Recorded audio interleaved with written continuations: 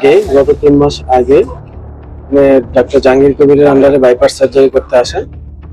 ডাক্তারের সাথে যখন কথা হয় তখন উনি বললেন যে আপনাকে আমি সুন্দরভাবে বাইপাস সার্জারি করে দেব, আপনি 10 বছর ভালো থাকবেন। কিন্তু আমরা যখন বাইপাস সার্জারি করি, বাইপাস সার্জারি করার 1 মাস পরেই ওনার সমস্যা অনুভূত হলে আমরা যখন ইউনাইটেড হসপিটালে আসি, আসার পরে ডক্টর জাহাঙ্গীর কবিরকে সরাসরি দেখানো হয় না, ওনার অ্যাসিস্ট্যান্ট ডাক্তাররা দেখেন। ওনার অ্যাসিস্ট্যান্ট ডাক্তাররা দেখার পরে ওনারা কিছু মেডিসিন দিয়ে আবার পেশেন্টকে পাঠিয়ে দেওয়ার পর আবারও উনি সেম সমস্যা অনুভব করলে আবার আসেন। অর্থাৎ গত 2-3 মাসে আমরা 3 থেকে 4 বার এখানে আসি। পরবর্তীতে আমাদের পিআরপির কারণে জাহাঙ্গীর কবিরের সাথে আমাদেরকে দেখার সুযোগ করে দেওয়া হয়। সুযোগ করে দেওয়ার পরে উনি আমাদেরকে একটা এনজিওগ্রাম করার সাজেস্ট করেন।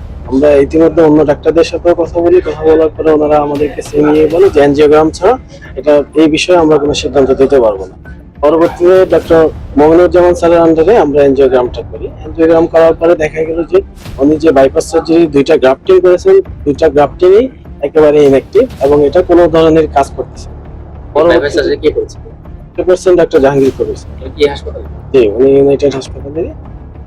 ওনাদের ডাক্তারই দেখছে যে এটা কোনো কাজ করবে।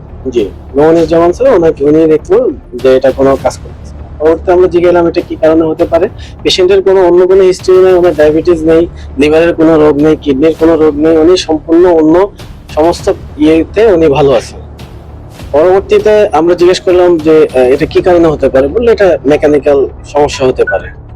এখন মেকানিক্যাল সমস্যা বলতে আসলে কি এটা একমাত্র ডাক্তাররাই করতে পারবে, কিন্তু আমরা আমাদের ইয়েতে যতটুকু বুঝি যে ওনার 2টা গ্রাফটিং কোনো গ্রাফটিং এ কাজ করেনি। পরবর্তীতে আমরা জাহাঙ্গীর কবির স্যারেরা শরণাপন্ন হই, আর মমিনুজ্জামান স্যারকে দিয়ে আমরা তখনই 2টা রিং করে আনি। ওনার যে পুরনো জায়গা ছিল সেই পুরনো জায়গায় 90% ব্লকের জায়গায় 99% পর্যন্ত ব্লক হয়ে গেছে অলরেডি। পেশেন্টের সিচুয়েশন খুব খারাপ অবস্থা দেখে আমরা ইনস্ট্যান্ট 2টা রিং করে আনি, স্ট্যান্ড করে আনি। পরবর্তীতে জাহাঙ্গীর কবির স্যারের সাথে আমরা কথা বলি, অনেকক্ষণ কথা বলার পর উনি শেষে সরি বলেন। কিন্তু আমরা আসলে 3 মাস আগে প্রায় 7 লক্ষ টাকার একটা বিল পেমেন্ট করি এখানে। এখন আবার এসে আমাদের 3,19,20,000 টাকা প্রায় একটা বিল দেওয়া হয়। আমরা হসপিটাল কর্তৃপক্ষ এবং ডক্টরের কাছে আমরা বিল ডিসকাউন্টের বিষয়ে একটা আবেদন করি। তো ওনারা আমাদেরকে আশ্বস্ত করছেন গত বৃহস্পতিবার থেকে যে ওনারা সর্বোচ্চ পরিমাণ চেষ্টা করবেন। কিন্তু আজকে এসে দেখলাম যে ওনারা আমাদেরকে 20,000, 30,000 এই করে সর্বোচ্চ 50,000 পর্যন্ত লেস করে। কিন্তু আমি দুপুরে যখন এখানে পিআরও ম্যানেজার যিনি আসেন ওনার সাথে কথা বলি, উনি বললো যে ডক্টর থেকে 50,000 টাকা এবং আমরা ম্যানেজমেন্ট থেকে সর্বোচ্চ চেষ্টা করতেছি, আপনারা বিলিং এ যোগাযোগ করেন। কিন্তু এটা নিয়ে ওনারা এত কালক্ষেপণ করতেছে এবং আমাদেরকে কোনো ধরনের সহযোগিতা করতেছে না, উল্টা হেনস্থা করতেছে। একজন পুলিশ মানে এটা মানে কি জানে কিনা? জি, কর্তৃপক্ষ জানে যে পেশেন্ট একজন সাব ইন্সপেক্টর। আর আমরা এই পর্যন্ত আমরা শেষ ওনাদের সাথে আমাদের যেটা হলো যে আমরা রিং এর টাকাটা দেই, আমরা 1.5 লাখ টাকা পর্যন্ত দেওয়ার মতো বর্তমানে আমাদের অ্যাবিলিটি আছে, এর বেশি নেই। আমরা এটাও অফার করি, কিন্তু ওনারা কোনোভাবে আমাদেরকে ওই 50,000 টাকার বেশি ছাড় দিতে রাজি না। এটা নিয়ে আমরা আসলে এখন আমাদের বর্তমান যে অবস্থা, আমরা এর বেশি দেওয়ার মতো আমাদের সামর্থ্য নেই। এই পরিস্থিতিতে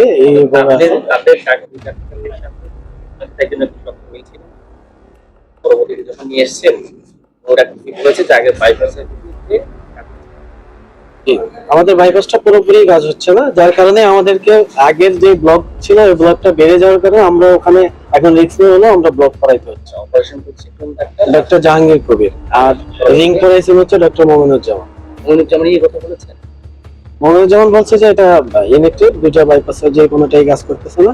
এখন পেশেন্টকে যে ব্লক আছে ওই ব্লকের জায়গায় রিং করাতে হবে। আর রিংটা আসলে 100% না, এটা করলে আমরা পেশেন্টের যে একেবারে 100% কিউর হবে এই বিষয়টা না, একটু রিস্ক থেকেই যায়। ওনার যে জায়গায় ক্রিটিক্যাল জায়গা এখানে রিং পরানোটা রিস্ক হয়ে যায়, যার কারণে আমরা বাইপাস সার্জারি করাই যাচ্ছি মূলত।